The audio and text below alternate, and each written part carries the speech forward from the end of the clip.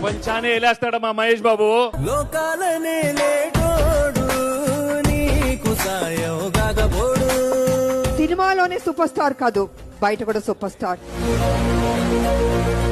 అన్ని దానాల కంటే అన్నదానం గొప్పదంట, అన్నదానం కంటే ప్రాణదానం గొప్పదంట.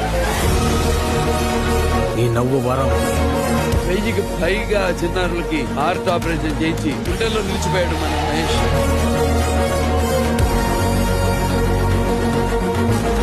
వాడు జనంలో దేవుడైపోయాడు. నేను దేవుడిని కాదు, అర్థమైందా? నువ్వు దేవుడు స్వామి.